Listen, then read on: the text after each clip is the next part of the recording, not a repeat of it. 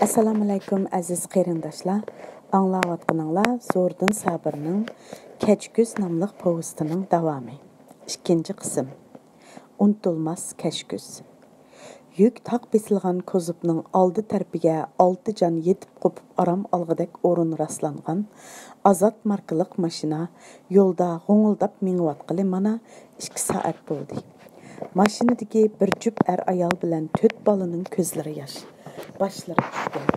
Ular müşünlerce yerim almalarmış.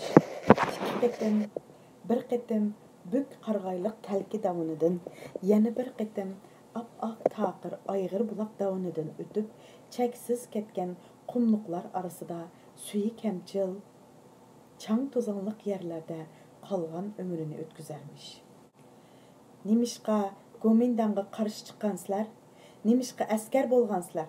Nimishqa o'rislardek yop, lop, rop bo'lib olgansizlar? İbrahimov bu savollarning hech qaysiga javob bermadi. U bugun atdigan o'zini uzatqili kelganlar ichida Nadirovning yo'qligi, Islamovning G'azazul ayolining vaqirab-jaqirab qilgan so'zlari uchun xafa edi. Jangda qahramonlik qilsalar hisob emasda, odam degan o'zini tutishni bilish kerak. Shuncha tutib olsak, qo'ng'il unmay mengib Islamovning uyida qo'nib qolgani nimasi? İbrahimovning ayoli mehrlik, yosh yo'qi ko'zlari bilan eriga qarab qo'yib qo'shimchiladi. Uning ustiga Islomov uyda yo'q ekan-da. Biringlarni tarimga avatib, biringlarni ashundaq ralli qilib o'ynaydi. Sizlarni kim inqilob qilsin debdi? Bo'ldi qil, Rabqat. İbrahimov cho'ng o'g'liga vaqirdi. U yerda to'liq o'tir maktab bo'lmasa, bizga istiqbol lozim emasmidi? Biz nima qilganga jazolanamiz? Balam, Shafqat, necha qitim dedim-ku, maktabsizmi, o'qimasdimmi istiqbol topqili bo'ladi deb. Dada, siz istiqbol deganni boshqacha tushunasiz, biz boshqacha, dedi kitob o'qib xafa o'ltirgan Raila dadasiga yalit qilib qarab qo'yib. Xalq uchun ishlasa, to'kib qo'shsalar istiqbol degan shu deydi ekansiz. Ketman chapsimi, kech kunduz post tutursimi, suv sassimi, ishlasimi bo'ldi deydi ekansiz. Bizcha bu bir ko'nichi qarash. O'qib, zamonaviy bilim, yuqori ong axloq fazlarga ega bo'lgandilar haqiqiy istiqbollik bo'la oladi. Hadamning fikri to'g'ri, dedi apisining yambishig'i beshini qo'yib, sunaylanib yotgan kenja qizi Shadiyamu dadasiga qarshi chiqib. Qo'ysanglar-a, sizlar bo'lsanglarmi dadanglarga aram bersanglar, dedi ana hepizam ko'zlariga yosh elib. Sizlarni bir amal qilib o'qitarmiz. Dadanglarning sizlarni ketmanga silish niyati yo'q. Ketmanning nimasi yomon? Ota-bovimizmi shu ketman bilan kun o'tkazgan? Ketman bilan istiqbollik bo'lg'ili bo'lmaydi desanglar, bu gap to'limi xato. Bolarim, istiqbol degan xalq foydaliq, yaramliq bo'lish deganlik. Bir diqqan bilan atom bombasi yasab chiqa oladigan olimning to'kpisi o'xshash emas. Ularni silishtirg'ili bo'lmaydi. Diqqan bo'lmoq eng oson. Kimni bo'lsa diqqan bo'la oladi. Lekin olim bo'lmoq nihoyat tez. Bir umr tirishmasa olim bo'lg'ili bo'lmaydi. Bo'ldi qiling Raila, dedi İbrahimov alam bilan qo'llari titirgan holda muxirga burab. Sizlar bilan munozir qilishni xohlamayman. Men partiyamizning chaqiriqi bilan Yiroq taklimakonga bo'ziyar oshqili ketib boraman. Sizlar men bilan berishni xohlamasanglar, Urumchida qilinglar. Men sizlarni qoldirib opanglar bilan birga boray. Yo'q dada, biz sizlardan ayrilmaymiz. Bayotin chiqishdiq. Dada, bizmi bo'ziyar ochimiz. Cho'llarni ko'kartib, insoniyatning tabiatni bo'ysundirish ko'rishiga hassa qo'shimiz. Xotirjam bo'ling, biz ketman gurjak bilan istiqbol topamiz. Bir kishining qobiliyati har xil bo'ladi, lekin u xalq uchun xizmat qilsalar istiqbollik bo'ladi. Men satrashlik qilman, men yamoqchilik qilman, men oshpazlik qilman, men doktorxonada tozlik ishchisi bo'laman. Balalarning bu qizg'in gaplari İbrahimovning og'irgan yeriga tuz bo'lib quyildi. Uning yo'g'on qora ko'zlari tumonlashdi. U ko'z yoshini yoshirish uchun ochiq tamakisidan tarqab ketgan bo'lib ko'z yoshlarini surtdi. uning yodiga bir siyosiy komissarning o'skilang oqsoqolliq chiroyi, yashang'irab turadigan kichik ko'zlari keldi. U g'angsidan qaraygan tishlarini ko'rsatib yejib, "Lavi, Nanivan ruhini unutmang. U bir angushtar. Taklimakanda bo'z yer etishning kelgusi istiqboli mo'lcharligisiz. Shuning uchun sizdek yaramliq kadrlarni u yerga avatiyotimiz. Partiya tashkili sizga ishinidu. Siz bu inqilobiy vazifani sharaflik deb tushundirsiz." "Ah, Nadirov, sening gaplaring ajabmi? Jinimga tegda. Chiroyli gap inqilobiy shuarlar bilanmi odam jazolag'ili bo'ladi. Siz surgun qilindingiz, o'z yerinizda turishga ishonchsiz. Sizni hamon bir kuni vataniga osiylik qiladi deb qaraydi. Shunga sizni tarimga surgun qildi deysina? Ashu pishqadam inqilobchi bir diviziyaning siyosiy komissarimi chiroyli gap bilan odam jazolarmi? Men rostili jazolanayotmanmi? Mayli, men jazolansam jazolanay. Nadirovga yomon bo'ldi. Uni tizginlab turadigan odam amdi yo'q. Esit. Akşam nimigimi onunğa qo'pollik qilgandiman." Uning xiyoli Nadirovga ko'chish bilan atiganki uzatqili chiqqanlar orasida Islamovning oltin tishliq kulsa hamma yeri ashlanpongdek titrab turadigan ayolining kulib turib qilgan so'zlari yodiga keldi. Pah. Hi. Voy qanday qilay? Yerim kechida chiliq suv g'alildab titrab turib derizaga kelmasmi? Qo'rqib o'lay dedim. Dijorniga xabar qilib so'li tutaymi dedim. Lekin nimali bo'lmasin qahramanda Islamovning yuzini qildim. Issinib olay deydi texi. Ma'qul deb ishni ichib bersam, uyga kirib olib qililli qilg'ili tur dedimamsizlar. Aroq deydi, ma'qul deb berdim. Sayzakoski deydi, ma'qul deb sayni isitib berdim. Teximi g'iqmas bo'lib, qililli qilib zadili isimidim. İç-içimden titrayotman. Keling, sizning badaningiz 10 metr yerdagi muzni ertalaydi. Menimi isitib qo'ying deydi texi. Voy yuzsiz, voy sharmanda. Hi. İbrahimov rahbarlarning uzitish yuzidan qilishgan yo'lliq gaplarini anglagan bo'lib, ayolning yuqorqi gaplariga quloq solgan edi. Ayol beshamlashgili turdi. U chidamasdan maydon rahbarlarining gaplari tugamayla neriga billa mushu maydonga kelgan sabdoshlarining yeniga mangdi. Bayatin g'ingildab mangan mashinaning birdilla ovozi o'zgardi. "Sayram kuli!" deb vaqirashdi. Mashinaning ustidagi berzin yopiqni qayrishib, sirtqa beshini chiqarishgan bolalar. Bolalar tunji qatim sayramni ko'rishmoqda. İbrahimov sayram deb takrorlab qo'ydi. U birinchi qatim 1945-yili yozning toza issiq kunlarida G'uljidan piyoda yo'lga chiqib, talkidan naqshi bilan oshgan.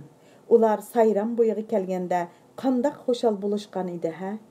Sayram o'zining chiroyli bujg'ulliq to'lqinlari, aynakdek suzuk suyi, jonga aram salqin shamollari bilan jangchilarning harg'an tanlariga qanchalik aram bergan edi, ha? Shu chaqda Nadirov o'zining dehqonga xos xushxuyligi, tuz ko'ngilligi bilan o'z xushalligini naqshi bilan ifodalagan edi. "Anijon yodimda bor, oq sut berib baqqanlaring, tashna bo'lib tang nuriga, dilga o't yoqqanlaring." Naqshining qaytirmasiga butun jangchilar qitilgan. "Jon pido aylab bugun, qilimiz qarzing ada." Ular yap-yeshil chimanlarda eg'inashgan, chelishga tushgan, chelishda polik bo'yicha Zihrullamga bo'ki chiqmagan edi. "Zihrullam", dedi İbrahimov tartib qo'yib. "Nemishqisini uydan qo'g'lab chiqarganimni tushunarsan, ha? Esit, o'zingni tutib olgan bo'lsang, senmi yo'ldosh Li Changlindek o'sgan bo'lar eding. Li Changlin bilan sen mamlakatlik kurash qahramonlari yig'inida tunishgan. Li Changlin 12-chi korpusning, sen 5-chi korpusning 1-chi darajalik urush qahramoni edinglar. Li Changlin hozir bir harbiy rayonning rahbari. Sen bo'lsang, dada, sizlar heliqi chaqda sayram bo'yiga piyoda berib qancha kunda kelgan edinglar?" Balasining savoli uning xiyolini uzib qo'ydi. 3-chi kuni tushda talki davonidan oshgan edik. Yüklaringlar egirmidi dada? Yo'q, suv bilan Suxaridan boshqasini mashinalarga bosgan edik. Sizlar nemishqa mashin bilan mangmagan dada? Nada unchalik jiq mashina bo'lsin, qizim, dedi Ibrohimov qizining beshini silab qo'yib. Stalin miltiq bergan ekan, nemishqa mashina bermagan dada? Stalin, dedi Ibrohimov ulug' kichik tinib qo'yib. Bizga qurolni berdi, lekin yo'limizni to'sidi. Bizning Manas daryosidan o'tib Urumchiga hujum qilishimizga yo'l qo'ymadi. Nemishqa dada? Stalin undaq qilmagandi dada? Siz bilmaysiz, qizim, dedi Ibrohimov muxorgisini sho'rab qo'yib. U chaqda bizmi bilmaydiq. Men hatto Nadirovlar Manas daryosidan o'tmaymiz deb jidal qilganda ularni ayblagan. Lekin hozir bildim. Biz 1944-yil kech kuzda inqilob boshlab 1945-yil kuzda Manas daryosi bo'yiga ketdimiz. Bu chaqda dunyoda miltiq ovozi o'chgan, ikkinchi dunyo urushi oxirlashgan ekan.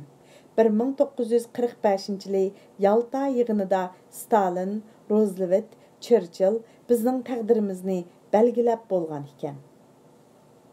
Mashina giyohsiz cho'lda g'ing'ildab ketib bordi. Mashindagilar uxlamoqda. Birla Ibrohimov tamaki chekib o'ltirmoqda. Uning xiyoli uzoq-uzoqlarda qolgan yoshligiga qaytgan edi. Naq mushu qumsangu yo'llarda Ibrohimovning tuyuqsizla qizitmasi o'rlab, butun badanidan shuqrab tan qo'yilib, put-qo'li mag'dursizlangan edi. Harg'an jangchilarning yuk taqini ustiga ortib, o'zining ussuzlik suyi bilan boshqalarning tashnaligini qondirib, xushxuy, jushqun kelayotgan Zihrullam Nadirov birinchi bo'lib uning holini tushundi. Nima bo'ldingiz, Ibrohimov aka? Tömürdek qardab beygi tushgan otdek terlab ketibsiz-g'u. Zihrullam uning peshonasini tutdi-da, "Apla!" deb vaqirbatdi. U qovul qo'llari bilan Ibrohimovni unimig'iniga unmay hapash qilib elib mangdi. Ibrohimov hapash bo'lgandan keyinla o'zining qanchalik mag'dursizlanganligini bilgan. U o'zini bir bilib, bir bilmay, ba'zida jo'yilib, ba'zida hushini yo'qotib, u tayga barg'icha qiynalgan edi. U ashu Zihrullamning dumbisida o'tkazgan yerim kunni hargiz unutmaydi. Tashna bo'lib tong nuriga jon pida aylab bugun Ibrohimov bu misralarni takrorladi. Gumon va jazoga ega bo'lib qoldikmi ha? Yo'q, Nadirovning qarshi xata. Qeri siyosiy komissar aytdi-ku, ishonganligi uchun meni eng qiyin joyga avatdi. Men partiyaga qasam berib kirganda partiya manfaati, xalq manfaati uchun borlig'imni beg'ishlayman degan edim-ku. Menda og'irnish hissiyoti paydo bo'lib qolgani nimasi? Uning qulqi yinidla Zihrullamning ovozi paydo bo'ldi. Ashu maydon boshlig'i, diviziya komissarlarimi sizga o'xshashlar partiya a'zosi-ku. Ular nimishqa tarimga bormaydi ekan amsa? Hey tombalqi sahroliq, sening bu gaping qahramon nomingga loyiq emas. Balki ularning barg'indan mening barg'inim muvofiq bo'lishi mumkin. Ularning mushu maydonda qilishi ehtiyojiga uyg'un bo'lishi mumkin. Sen Zihrullam hissiyotga, yuzaki hodisiga berilib ketding. Biroq yiroq manfaat, umumiylik, partiya, xalq manfaati deganlarni toza yaxshi tushunmasang kerak. Lekin nima bo'lmasin, mening seni tashlab ketganim yaxshi bo'lmadi. Sana mening yordamim to'limi zarur edi. Men yo'q. Islomov bilan nimalarni deyisharsan? Sening qo'pol javoblaring menga to'limi tunish. Hatto sizlarning nimalarni deyishadiganliginglarni bilaman. Sen Islomov amaldor kibrangni ko'rsatsan. Xo'sh, kechilab er kishi yo'q uyda nemish qilding? Menga alaymay xotiningdan so'ra. Xotinim seni chillaganmidi? Chillamagan damsinatihi, voy yumshoq bosh. So'lt etman sen buzuq unsurni. Sana o'xshash gomindangchini o'ltirib etmagandikan rasman buzuq unsur.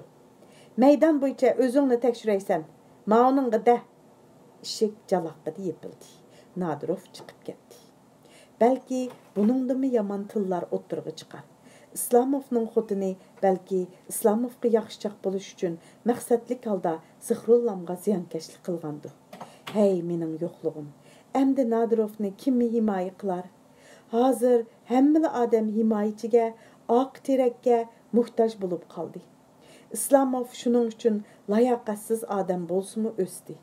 Uning qo'lidan xushomat, yolg'on gap qilishdan boshqa ish kelmaydi. Ketman chapsa ayollarning orqada qoladi. Miltiqqa zodi rayi yo'q. So'qish bo'lsa qechishdan boshqani bilmaydi. Axloq uchun o'zidan boshqani o'ylamaydi. Uning uchun xalqqa qaraganda katakdagi to'rt to'xusi vatanga qaraganda orqadagi alqandek ko'ktatliqqa afzal. Bilimichu katiblar yezib bergan dokladni duduqlab aralva o'qiydi. Uning xeti chala savatlarning xetidan munachar. İslamov degan ismni İslamov deb yozg'inichu texi. Hey Isat, Nadirov mushu keraksiz odamning qo'lida qoldi-da. Uni tugashtirmasa bo'ladi-ku. Mashina to'xtadi. Ular qorong'i tushganda u tayga yetib keldi. Bu taqrang o'tangda kashkuzning kashki izg'irin shamri g'uldimoqda edi.